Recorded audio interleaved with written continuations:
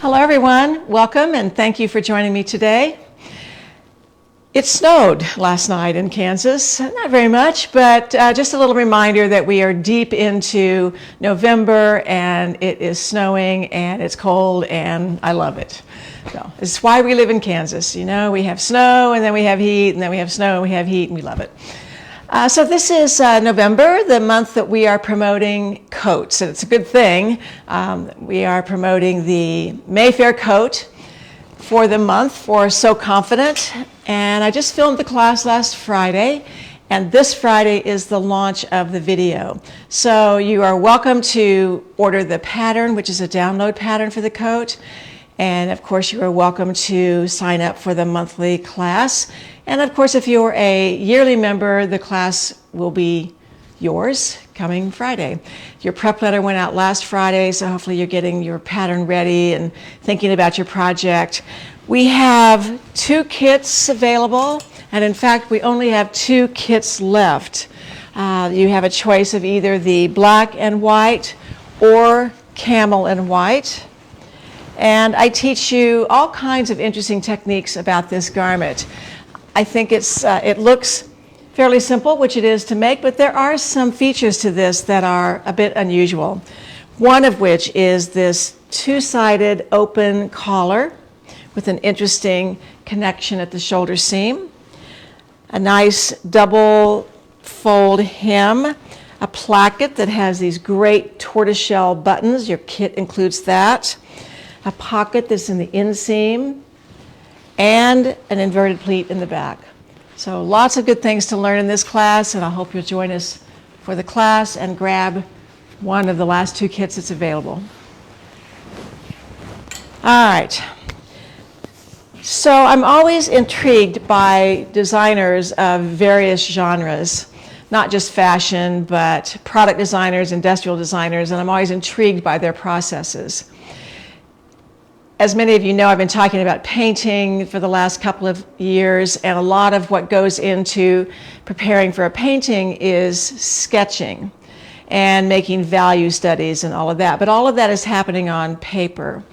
But over the weekend, there was a really interesting article in the special edition Wall Street Journal magazine, which is all about innovators. And one of the articles is about Johnny Ive. Now that name may or may not be familiar to you. I know the name. I hadn't really studied too much about him, but it was a really, really interesting article. So Johnny Ive is the man that who has probably influenced us more than we even know. He has 14,000 patents, which is amazing. He's only 57 years old, or 55 years old actually. But he's the one who designed the iPod, MacBook Air, iPad, iPhone, iWatch. He's the man behind the design of all of those products. And he started out in London in industrial design and then ultimately migrated to California, where he went to work for Apple and Steve Jobs, and they were tied at the hip. They had lunch together almost every day, and they loved the whole design process. But the part of the design process that intrigued me, that's different than what I've been kind of thinking about for a long time, sketching, is that one surprising thing about Ive's approach is that conversation, rather than sketches, is how he often begins a project.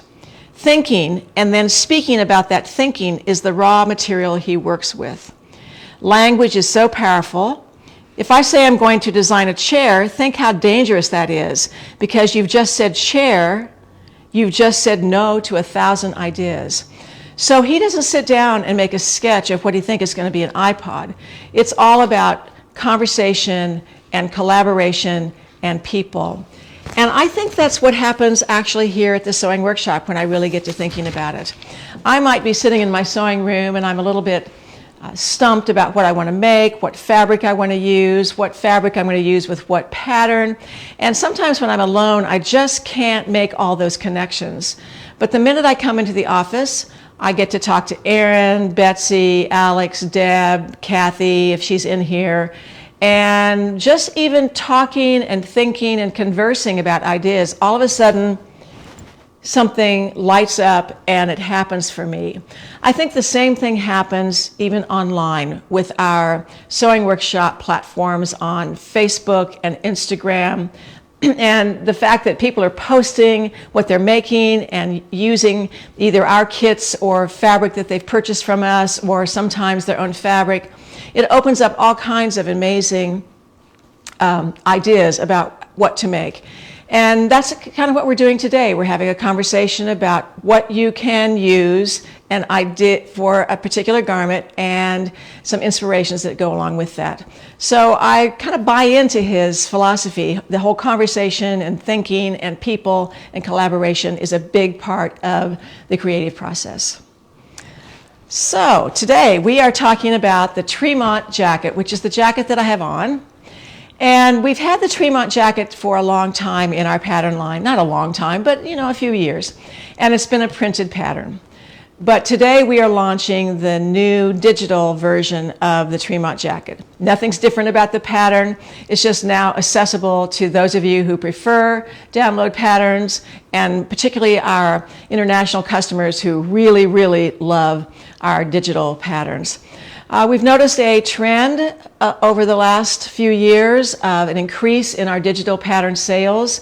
Whether you like it or not, it's kind of what's happening in the industry, and we are definitely producing every pattern now in digital form.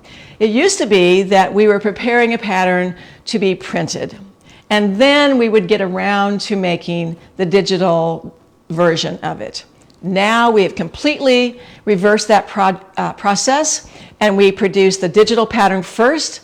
It gives us a chance to take a look at it, see how people are reacting to it, tweak it if we need to, get a comma out of there if it's in there. All of that can be handled really easily online. And then once we know it's a great pattern, it's ready to go, we've gotten all the bugs out of it, then we can send it to the printer and wait now a few months to get it. But all patterns are going to be both ways. I shouldn't say all, but I think almost all. Every once in a while we might produce a pattern that's digital only, but for the most part, our plan is to have both digital and print forms of our patterns for as long as we can print them on tissue at least, which is becoming a problem, but we're still be able to do it. So today is the launch of the digital version of the Tremont Jacket. Now, it's cold, and so it's jacket time for me. And I've always loved a third piece, and I've always loved a piece that has some asymmetry to it for various reasons. I think that it tricks the eye into leading the eye into a different direction so that you're not feeling like you have on something boxy, that it's landing in a part of your body that maybe isn't as flattering. It's also, with this shape, an opportunity to do some interesting things to this pattern, either in the form of embellishment or mixes of fabrics, lengthening and shortening. But it's a really simple pattern to make. There's two different fronts, a definite right front and a definite left front, a back, a sleeve that's the same on both sides, and that's it. Four pattern pieces. Am I right about that? 4 pattern pieces. Yeah. Surely there's another pattern piece, but there's not. 1, 2, 3, 4. Yeah, that's it. Maybe there's I can't remember how the sleeve is done. Maybe the sleeve has a facing. I can't remember. The back? No, that's all one. Oh, whatever. Anyway, it's simple to make. There are some miters to be done. There's some asymmetric miters, we call them, and we have really good instructions in the guide sheet about how to make those miters, which I've talked about in various Facebook Lives. Then remember that we do have the index now that you can refer to. You go to our website under Help, and you will find, is that where it is? For the video index? For the video index, the Facebook index? It's under videos. It's under videos. Okay, you go to our website under videos, and in the drop down you'll see an index. And if you're wanting to look for when I've talked about miters, that will be there. It'll be easy to access previous topics from Facebook Live. But I'm going to show you today a little trunk show of Tremont jackets and talk about how versatile it is in the kinds of fabrics that you can make. And since it is a little bit cold here today, we're going to start with something that's kind of sweatery. And I'm going to start with one that Erin made, which I just love. She's used 3 different knit fabrics, and it's a pretty gutsy, heavyweight knit. So the back is one kind of knit. The 2 fronts are a different knit in stripes. And you can see here that there's no problem in matching stripes because it's using 2 different fabrics, the front and the back, so there's no matching in the side seams. And because of the way these hang, yes, she has definitely lined up the stripes nicely and neatly with the shoulder seam, but you probably wouldn't even really have to do that because of the way this hangs. The garment normally has 1 button, which can be placed where we tell you to place it on the pattern, or you can put the garment on at the end and decide where to place that button. But Erin hasn't put any button on it at all, which makes it very much, I think, kind of like a sweater. And I think this is a really interesting rendition, sort of a from your stash sort of approach. If you don't have a lot of fabric of the same fabric, you can certainly mix it up. I'm also going to talk about what I think works well under the Tremont, and in this case, this is the Eureka top, our simplest and probably easiest pattern that we have in the line. And I like the idea of stripes and textures and plaids and just bringing in a little bit of soft color, this soft kind of lavender, pale pink color with the black as a check. So Erin's sweater version.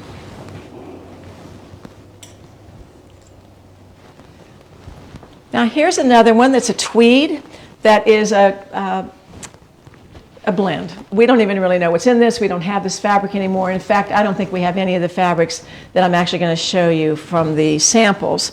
But know that this is a tweed fabric in a mix, probably a little wool, a little rayon, a little nylon, a little cotton, a little whatever, hard to say, but great colors in it. But look how you can mix a V-neck with it versus the neckline of the Eureka.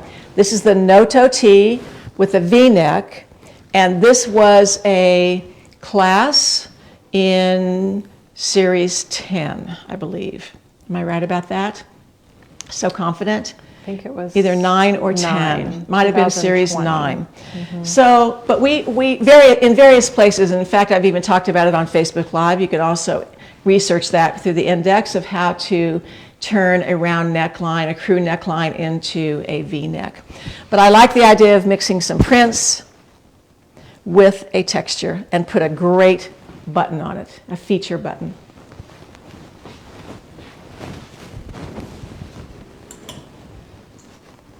There's nothing better than just a beautiful, solid color wool.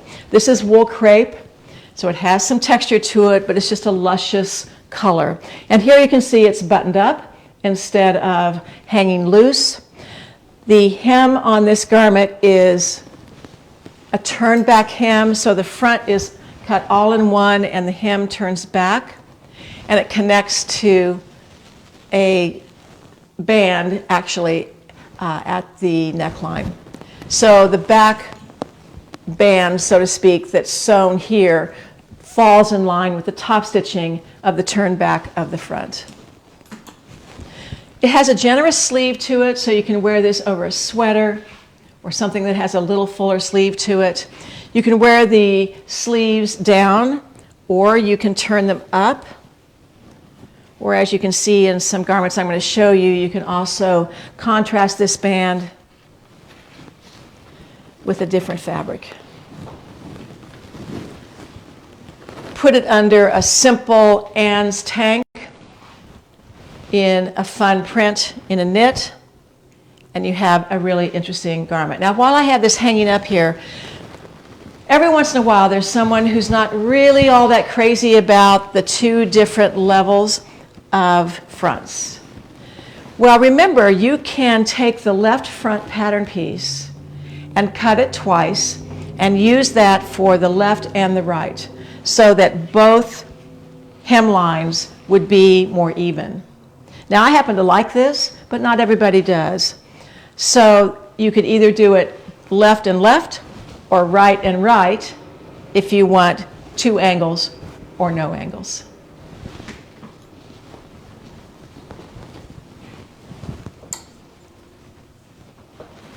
So this is a fun one because when I just talked about the fact that the front's folded back for self hems, you can also utilize that same distance of a turn back and make a separate front band. So there's a little story about this fabric. This is velvet, and I actually did my first attempt at dyeing because this was white velvet when it started. And when we were at Chateau Dumas, we had a woman come to Chateau Dumas who taught us how to dye in woad. So here were these big vats out in the garden of Chateau Dumas, 3 huge vats, and we were able to dip our fabrics into the woad dye, and it would come out, who knows, we never knew, but it was always blue, some form of blue. Well, I happen to think this is really beautiful. There's this apparently a little bit of a conflict between those who are woad dyers and those who are indigo dyers. And they each think that they have the best. I have no idea what the difference is, and I like them both. So, equal opportunity jacket here. This is pieced pieces of indigo pieces made from a table runner that I purchased in an art gallery and some coasters that I purchased that were woad dyed.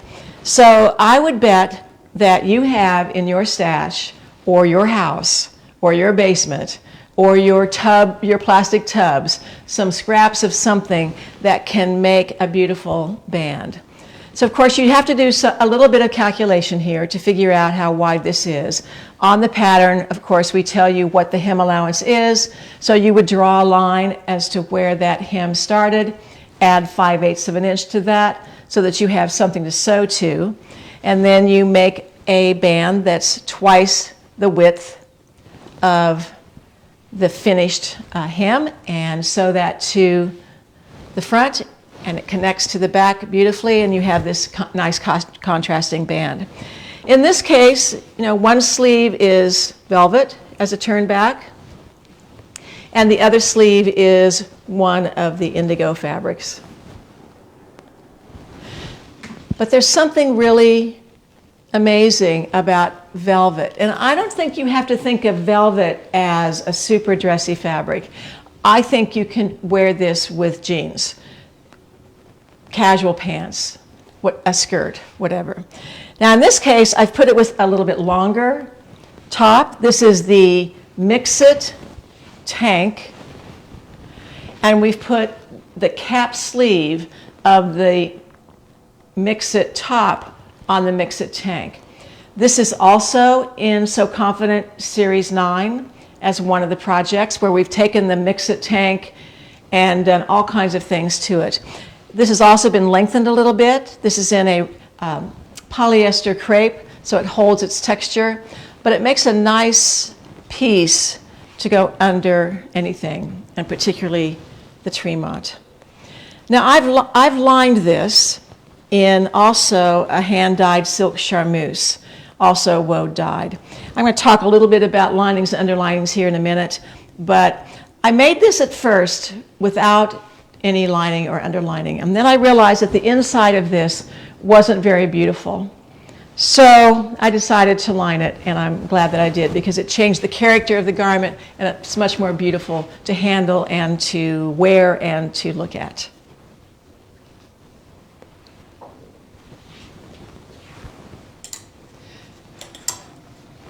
Another lined piece is this one. Now this is silk shantung, and shantung differs from dupioni in that it has fewer of fabric, but shantung is slubless. Is that a word?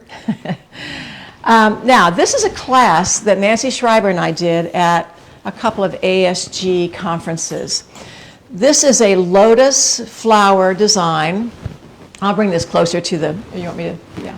You want to come? You want that Nancy designed. And so this particular garment is the silk layered over cotton flannel, and then it's been lined. So the stitching here is actually done from the reverse side. This is a Nancy Schreiber technique. And so you draw or trace whatever design you want on the flannel side with regular embroidery floss in whether it's cotton or silk or rayon or whatever, 4 strands of that. Then you stitch this from the reverse side and your stitches show on the right side. So this is a beautiful trailing of lotus leaves and lotus flower on this. And then I also did this, a little bit of a leaf pattern on the front and on one sleeve. And notice how I've balanced the stitching on the right front with stitching on the left sleeve and just a little bit more like a corsage on the left front. So it's not all over, it's just a nice balance of stitching. But this is a fun project to do. Nancy has made 1 million garments, just short of 1 million, but a lot of garments with this sashiko stitching. And this is her process of layering it over the flannel, silk over the flannel, and then lining the garment.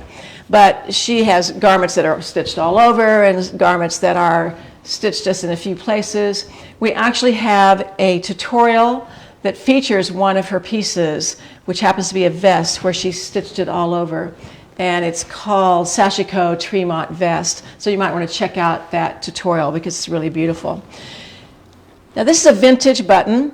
So I know that a lot of you have a collection of singular, beautiful buttons. And this is your opportunity to dig one out and try it.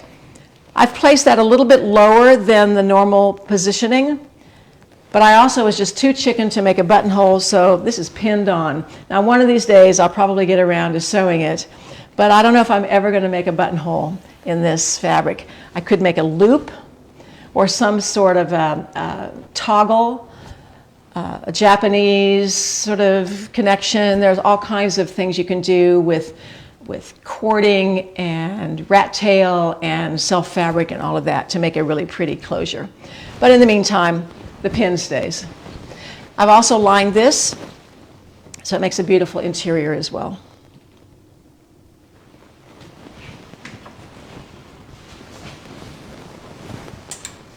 Now we've shown this fabric before. This is the quilted cotton matelassé, so it has a nice texture to it. It's all cotton. It looks pretty good on the back side, good enough that I don't feel like you have to line it or underline it. But it makes a wonderful, cozy, this is the perfect kind of jacket for a day like today. If you're averse to wool, then these quilted cottons and stitched cottons, cantha cloths and all those make a wonderful all-season jacket.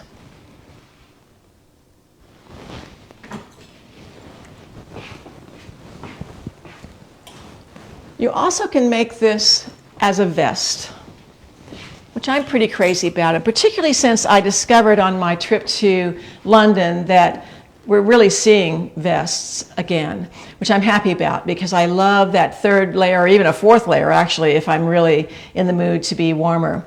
But this makes a great vest so that you can really see the garment underneath it, and it's not just an accessory piece, it's part of the whole ensemble. So this is a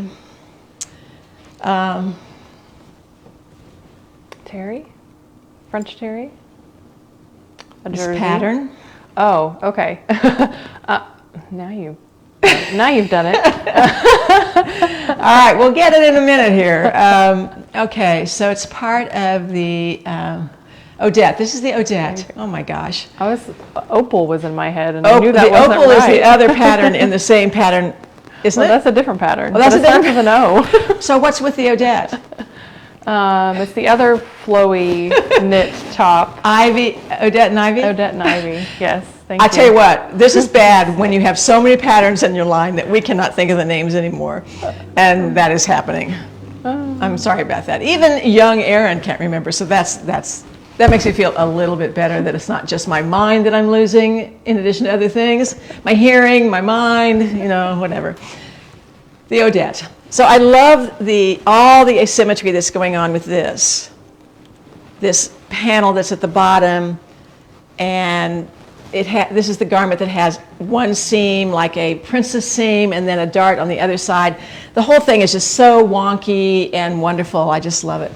But I haven't done anything differently to this pattern other than leave the sleeves off, and then made a facing that's about the same width as this front top stitching. So there's a balance here between these two. And that's it. And that's also a... It's on the blog. That's on the blog. The how to do this is free for you to look at by going to our website, clicking on blog, and then over on the right-hand side there's an index, and you click on Tremont. And I believe this is the second version of what you can do to a Tremont. So you should be able to do this. We have another tutorial that's quite interesting. It's called Curvy Woman's Wardrobe. And a friend of ours, Marilyn from Kansas City, was our model. She's a beautiful woman. And we had her come over, and she modeled a lot of the garments, including a vest, which she had never worn. And she'd never worn a Tremont. And after the photo shoot, after we'd put some of these garments on her, I remember her remarking, "Oh, I never thought I could wear a vest." But she looked so cute in it, and she went home and made one, at least, maybe more, I'm not sure. And so take a look at that Curvy Woman's Wardrobe and see how we've put together some ensembles for a woman with a different shape than mine, for example. So, a vest. This is a French terry. It has a little sparkle to it over a combo stripe Odette. Whew. Glad I remembered that a second time. All right. So, I don't know about you, but I want a black jacket in my wardrobe. Maybe more than one, actually. We've shown the Now jacket, Now shirt made as a short, quilted cotton black jacket. But every once in a while you want something that has a little more flow to it, a little more room to it, a little quirkier. That's what this Tremont can do. So this is just a wonderful black fabric, but you could wear this over a sequin top, sequin pants. You could wear this over some chiffon panel pants for the holidays, some silk pants. You could dress this up, or you don't have to. But to me, having a basic black jacket that's pretty interesting in your wardrobe is a must. And I don't care whether you can wear black or not. I've been told many times I'm not supposed to wear black. Every color expert who I've ever hired and read about and talked to says to me, don't even think about wearing black. Well, of course, I have more black clothes and coats and jackets and pants in my wardrobe than you can count. So forget about that. It is a neutral for me that I cannot live without, and the black jacket is essential. This is being worn over a mix-it top, which has a little mandarin collar. You can put a fancy little button or not. And you know, I could have put color with this, but I like the idea of everything black and white. There's just something very elegant, simple, classic, wearable, always right about black and white. Now this is the sleeve from the mix-it top that we actually put in the tank. So if you like a more open neck and more of a tank-like structure, you can put a sleeve in it and use the mix-it sleeve. So black jacket. So let's talk about this underlining and lining thing. I did a class for Craftsy called Underneath It All. The class still exists. You can still sign up for it. If you're a member of Craftsy, you may already have it. You can get it. You can download it. You can access it forever. But it's probably one of the best classes I think I ever did for Craftsy. And it's separated into lessons from facings to underlinings, linings, interlinings, and all of that, and trying to sort out what all those mean and the materials that you need for each of those. So we're going to talk about underlinings mostly today, because I many times will look at a fabric and love it, but realize that maybe it's not quite perfect for the garment that I want to make. It either has no hang or drape to it, no body, no stability, all kinds of reasons. I want to change maybe the character of this fabric. If you want to change the character of a fabric, that's when you want to think about underlinings. Add stability, changes character. That's the purpose of underlining. Mary Cole, a friend of mine up in Michigan, wrote me this week and wanted to know where there was a resource for learning more about underlinings. I led her to the Craftsy class, but thought I would talk about it today. I thought it was a good excuse to talk about it again. So there are various options for underlinings. First of all, underlinings are simply a second layer. So you're going to cut out your garment pieces of your fashion fabrics, and then you're going to cut out the same pieces in some sort of underlining fabric. You're going to marry those two pieces together, baste them. I baste them by hand rather than by machine, in loose stitches using silk thread all around the edges, so that now I'm treating this piece as one. That means that when I sew the garment together, I'm following the standard construction, and my seams are going to show all of the details of how I made it are going to be exposed on the inside of the garment, and that's just fine. So I'm always thinking about what the underlining should be. Am I going to have a fabric that's underlined and that's it, so it doesn't really matter what the color of the underlining is? Or am I going to do a fashion fabric and underlining, and then I might line it, which means, I think I said that in reverse. If I'm not going to line it, I need to care about what that fabric is and what it looks like on the inside of the garment. If I am going to line it, then I'm not as careful. So here are some possibilities for lining materials. So, one is cotton batiste. Now you can get this in various colors, but you want a nice, soft, true batiste. I wouldn't suggest necessarily a quilting cotton, although some are better than others, but you're looking for something that has some body to it but is not too stiff, unless that's what you're after, of course. I love the idea of cotton flannel. I once bought a jacket, this is years and years ago, that was so soft and did not wrinkle. It was a silk jacket. I realized after I kind of got into it that by ripping a seam that it was underlined in cotton flannel and then lined. It had a fantastic feel to it, and it kept the fabric from wrinkling, which was so nice. So cotton flannel. This could have bunnies on it, it could have anything on it, it doesn't really matter, but I like to find the kind of good flannel that has a nap on both sides. So sometimes I call it diaper flannel. I don't know that you can find that specifically so much anymore, but definitely a good quality cotton flannel. When I've studied some European garments and the insides of those, I've realized that they have been underlined in a lightweight linen.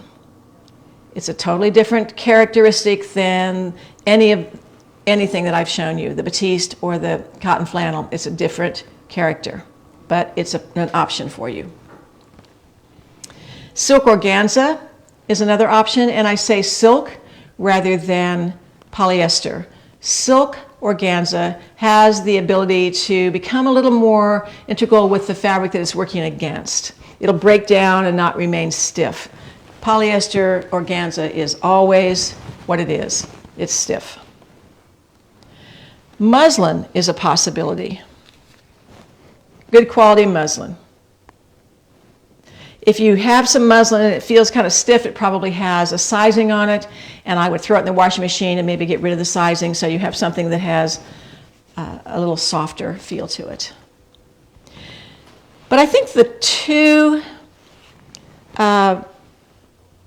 maybe most common underlinings, because you have choices of colors and they're beautiful, is China silk, which is also called habitai. Very lightweight, beautiful silk. This is the kind of silk that's beautiful and nice, but not high quality. So it's rare when I actually want to make a garment out of China silk, because I have made garments out of China silk and I have poked through the elbows, I have shredded shoulder seams with stress and so forth. So this to me is more of an underlining kind of fabric or lining fabric rather than a garment fabric. But the gold standard for underlinings and linings is Bemberg rayon.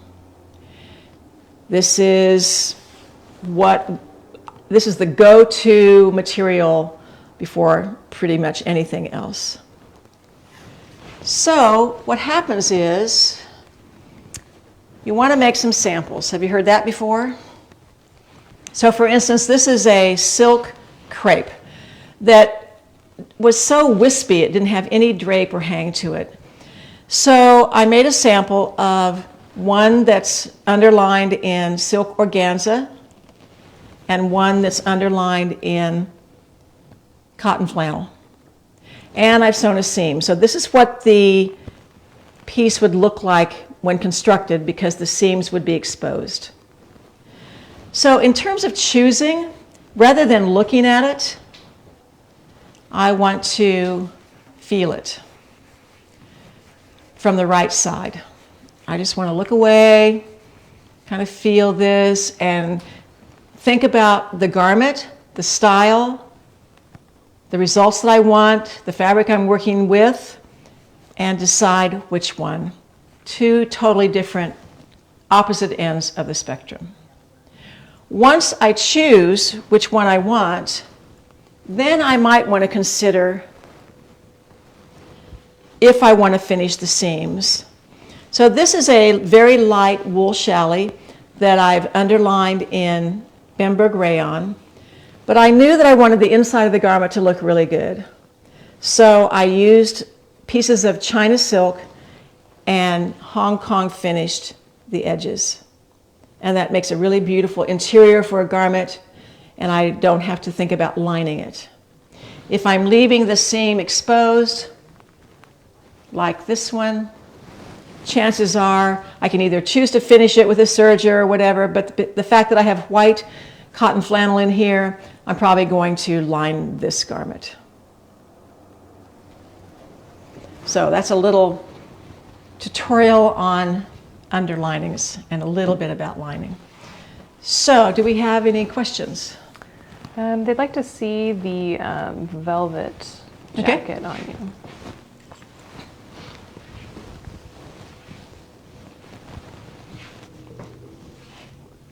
And they'd like to see it on you. Oh, on me? Mm-hmm. Okay. That's okay. Sure. Let me undress here a minute. The one I have on, by the way, is linen, and I'm wearing it over a simple Eureka.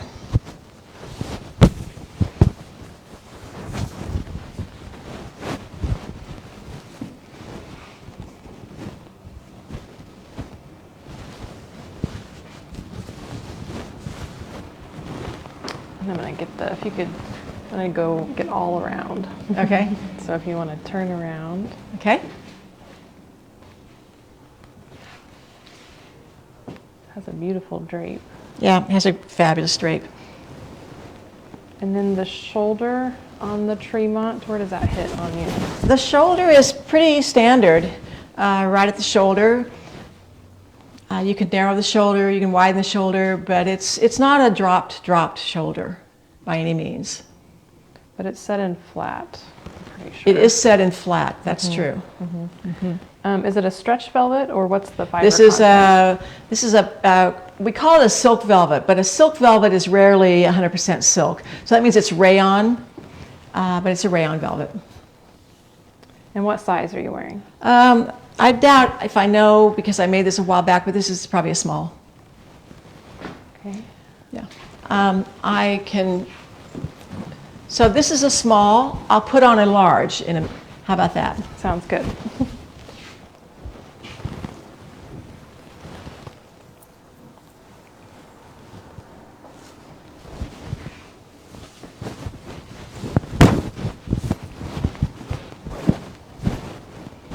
You need to be wearing blue velvet every day. I know, I Gorgeous. love blue.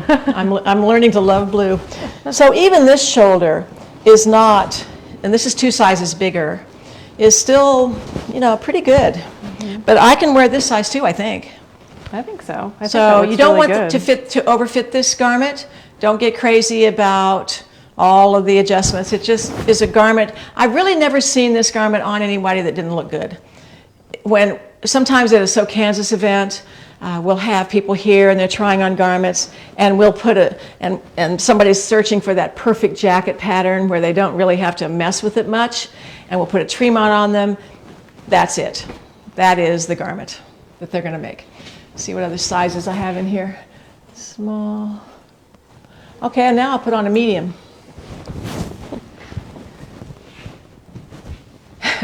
I used to work in a shoe store in high school, and I remember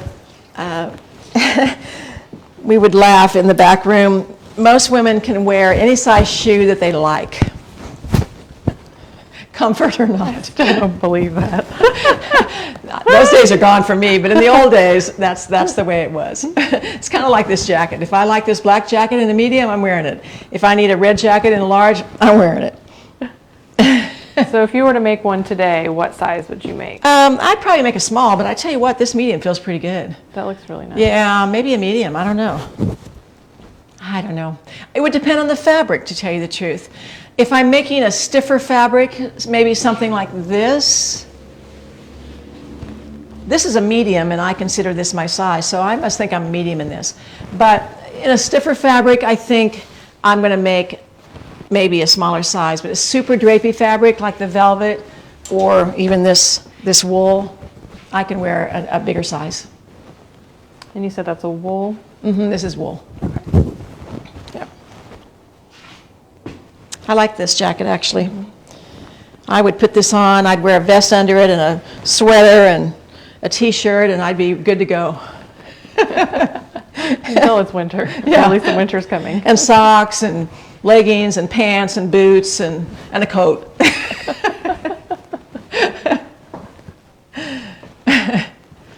right. All right, so shall we talk about some fabrics? Yes. So this is an interesting wall. I decided when I pulled some fabrics out that I wanted to pull some fabrics that have some character to them and that have the potential of wanting to be underlined or lined. And some things that are just kind of one-offs, you know, we might have one of these fabrics, but we don't have it in 10 colors like we have so many other colors. So, well, let's see, where should we start? Let's start right here. So this is, I think this is really interesting. This has a very vintage feel to it, kind of a shabby chic English flavor to it. You would look at this and not know what it is, but this is actually a wool crepe. We're calling it a crepe. It has a slightly twisted yarn to it. It's not a wool crepe in the sense that it has a lot of spongy texture like wool crepes, but it definitely has a crimped yarn. And then it's been printed, obviously. So the back of it is like this. Now this is somewhat semi-sheer. And you could make it just like this, using this. But I think I would underline this or line it. And sometimes I do what I call a hybrid of underlining and lining, where I maybe make this jacket without hemming it, make the lined part without hemming it, and then slip the edges into the hems of this, and that would be more like an underlining. So I kind of call that a hybrid. It's an easy way to hide seams and still get it more of an underlining process. So this is something I might underline or line. So I put it with this really muted, soft, boy, I'm going to call it lavender, but it is a very grayed out lavender and becomes kind of a neutral. So I'm thinking this palette just really is soft and beautiful.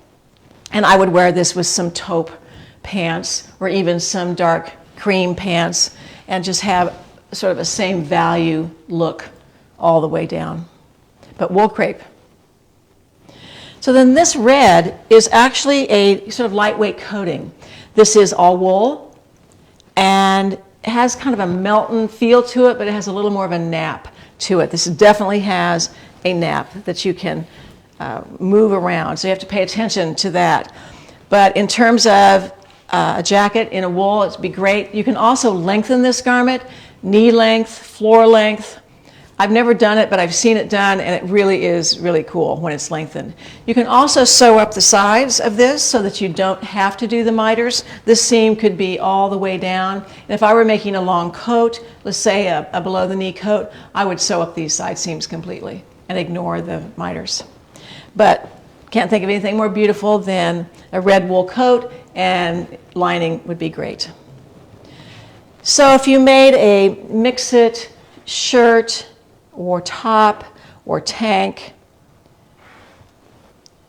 a Eureka, this is a beautiful, I think this is, we say this is cotton. No, viscose, sorry. So another kind of classic English design, kind of a almost pine cone. It's not really a pine cone, but it kind of reminds me of pine cones right now because I have pine cones coming into my house. My house is going to be on a holiday tour for a fundraiser, and so this florist who I adore is decorating my house for Christmas, and pine cones are everywhere, and glitter. In fact, the other night I was out to dinner with my husband and I looked over at the table and he had glitter all over his face. I thought, kind of a side story. Okay, so anyway, this is a gorgeous pattern that would go with the red. It also goes with this navy cotton. So this is a fabric that has the same feel as this, the cotton stitched, jacquard quilted in a deep dark navy. We only have about 3 cuts of this fabric, 2 in one kind of pattern of stitching and one another cut, or another pattern of stitching. So if you're interested in this fabric, this is the last of it, and we won't be getting any more, but it's your chance to grab one of the cuts of this. So I even like this with this. So this whole palette is pretty interesting. Now, we've had a session on Facebook Live about Cantha cloth. We happen to have some of this left, but if there was ever a garment that looked good in Cantha cloth, the Tremont is it. So this is all cotton, and of course it's been pieced and layered, and it has a neutral back to it. But this is the kind of thing where you could use this edge that's already stitched, looks like by hand, but it's probably not. It's probably by machine, but you could use that edge as the front edge and you wouldn't have to hem it. I think I would probably hem it myself because I would like the weight of that, but in other words, this is an edge that you can use. And I think it's really pretty with this muted lavender, and I think it's also pretty with this gorgeous blue. I also think it's really pretty with this light, what do we call this color? Sandstone. It's like has some peach to it, but sandstone's a good word for it, actually. So this fabric to me does not have to be lined or underlined. Doesn't mean you can't, but it doesn't speak to me as saying, oh, I've got to line that or underline it.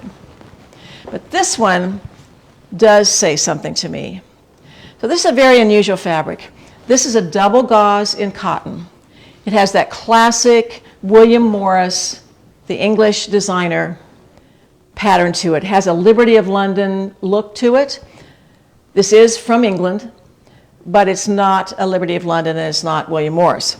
But it certainly has that characteristic. But this it's a beautiful fabric. It has a wonderful feel, but there's no drape to this particularly, no hang, no heavy hang. So this to me is the fabric that says, underline me, in probably Bemberg rayon or something like that. But again, I would make some tests, but it'd make a beautiful jacket. And then you could put it with this sandstone color. Now, the black jacket. Let's talk about the black jacket. If you need the perfect black jacket to wear for the holidays, for New Year's, to the winter wedding, to the reception, to the dinner party. This is your fabric. So this is going to be very difficult for you to see, but this has a beautiful design to it. This is a matelassé. It's wool and silk. It has this all over shine and matte floral design. Can you pick up that at all on this? Is it happening? I'm going to get a little closer, but I am able to pick up the design. Yeah. This is an incredible fabric. We don't see these very often. And if you want, this is going to be the jacket you're going to have in your closet for the rest of your life. And you're going to wear it dressy and not dressy. And you're going to wear it to every function that you can think of. And put a fabulous button on it. Even if you have to pin it on and you change the buttons for the occasion, fine. But what a great piece this is. Now, by contrast, we have a cotton sweater knit in black. This is the same fabric that we used for the Haiku 2 jackets. So it has this interesting texture to it. But the Tremont as a sweater is perfect. So you have very contrasting ideas here of something very casual and something with a little more dressiness to it. And then you could, of course, make the mix-it top, a tank, a eureka, out of this rayon challis. I should check the, well, oh, here we go. Oh, it's all cotton. Sorry about that. Well, it has the drape of a rayon challis, but the tag says it's cotton. Now, you could make a jacket out of this, a real statement jacket, but this would be definitely a fabric then that I would underline and change the character up to make a jacket, and maybe even quilt it a little bit. You could underline it in the cotton flannel and then line it and totally change the character of it. All right, have I talked about all the fabrics? I think I have. Okay. Yes. Okay. Would the lavender knit go with the vintage rose fabric? This one? Yes. That's exactly what I put together. Okay. Yes. I think this is a fantastic combination. You know, when I first looked at this, I thought, well, I'm going to try to find, you know, this more sandy, sagey color. And then I thought, no, I'm going to pull out a bit of this lavender and yet not try to match it exactly. Keep it in the same value as this, but change the color. And I thought it enhanced it. So would you line it or underline it? I would, well. With that knit. Oh, with the knit? I would underline this with this knit. Yes. What would you use to underline a stretch denim? I think it would depend on if you want to retain the stretch. If it's important to retain stretch, then you want a lining that has stretch. If it doesn't matter that you just are using it as a denim and the stretch is not a factor, then, oh, it could be the Bemberg rayon. That's probably what I would use, actually. But there are stretch charmeuses, stretch linings. I didn't get into that when I was talking about it, but the stretch factor is something you have to consider. What's the blue fabric? The blue fabric is a viscose. I'm sorry, it's cotton. It's bamboo and cotton. So it's a rayon and cotton. And it's a knit. That's a knit. Mm-hmm. Yeah, this is a knit, this is a knit, and this is a knit. The three solids are knits.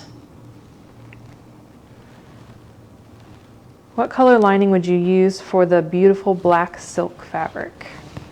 Well, now that's an interesting question. You could line it in black silk Bemberg, or black Bemberg. You could line it in black China silk. But you could also line it in some incredible, colorful, beautiful silk, crepe de chine, charmeuse, and just go for it.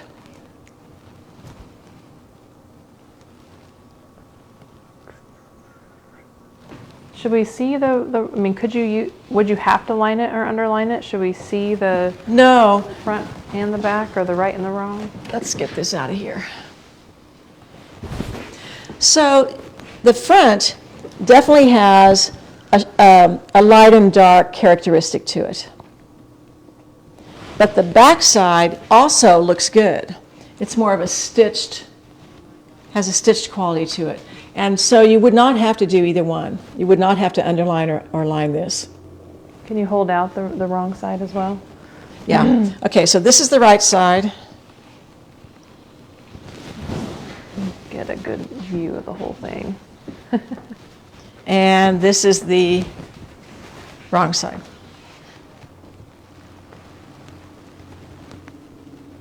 Texture is beautiful. Yeah, there's nothing wrong with the wrong side either. The only thing about the wrong side, you know how wrong sides have some floats to them where the yarns are floating? This may have some floats that might snag if you wanted to use the wrong side for the outside, which I probably wouldn't do. Do you have a tutorial that tells you how to line the Tremont? I don't have a tutorial on how to line the Tremont, but I do have some instructions because Nancy and I used those for our class. I would have to do a little digging, and maybe I can come up with those and we can post them on the blog. You can see, and maybe it's in one of the tutorials. Betsy's good at remembering those things. Yeah. I don't think so. I don't think it's in a tutorial. I tell you what, there's not a lot to it. For instance, you know, we have a tutorial called bagging the lining, and it talks about making the jump pleat in the back, which this has, and then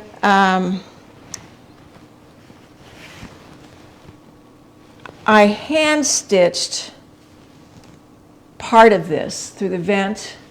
The rest of it is machine sewn, so the lining is sewn to the turn back of the hems, but parts of it are hand sewn. So it's kind of a combination. But I have a tutorial somewhere, or not a tutorial, but a sheet, a couple of sheets of how to do it. Would you underline linen? Sure, I've done that. Underlining anything helps reduce the wrinkling. If the wrinkling of the linen is not something that you want, it'll help that. If you want to change the character of that linen and make it a little heavier, a little more stable, then sure, you can underline linen. Do you cut the lining out the same size as the jacket? If I'm underlining, I do. Underlinings are cut to the same size as the jackets. Linings are cut minus hems and facings and turnbacks and all that sort of thing. Now, I'll qualify that by saying if I am underlining something really bulky, I might keep the underlining out of a turn, maybe. But in general and in theory, it's a 1-to-1 cutout.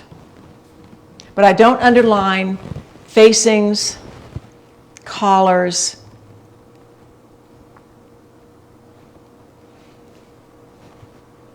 pockets. Well, I don't know. Maybe I do. I shouldn't have said pockets probably. For sure, collars and facings, I don't underline those. How do I find information about putting the sleeves in the Mix-It tank? That is in So Confident Series 9. So if you go to our website to So Confident and look at Series 9. And I wonder if, Betsy, if you could just Yeah. post a link, I think that'd be easier. Yeah. Because I'm not sure if it's 9 or 8, actually. So Okay. there's been a couple questions about tutorials. So if Betsy Okay. could post a link, that would be great. All right. Can you repeat the fabric content of the black matelassé?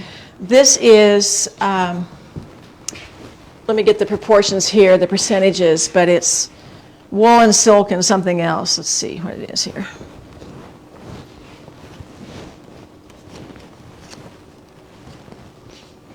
"64% wool, 27% silk, and 9% nylon."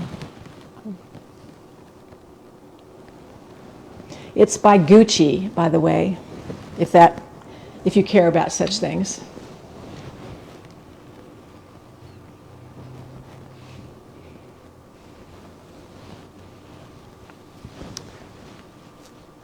Okay, I'm not seeing any other questions, but let me know if I missed anything. Some of the questions did disappear on me. Okay. Oh, would you make this jacket out of a small pleated velvet? Sure. A small pleated velvet, that'd be gorgeous.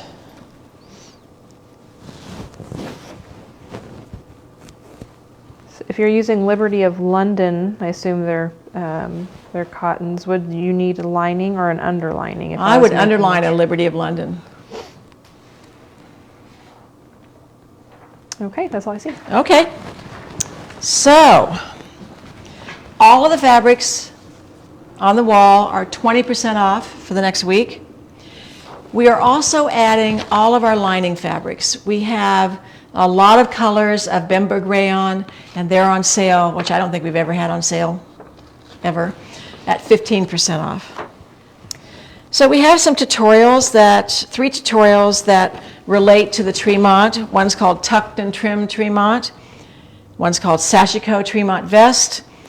One's called Make Your Own Fabric. And then we have our Curvy Woman's Wardrobe tutorial on sale as well. And don't forget about the Craftsy Underneath It All class.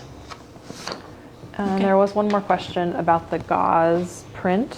Can you use that to make a top? Yeah, this would make a great top. Lots of different kinds of tops. It is a woven, so wouldn't substitute for a knit, but anything that can be made in a woven, this would be fantastic. Underlined or not, for a top. Okay. Okay. All right, thanks everybody. Had a good time today, so I'll just see you next week.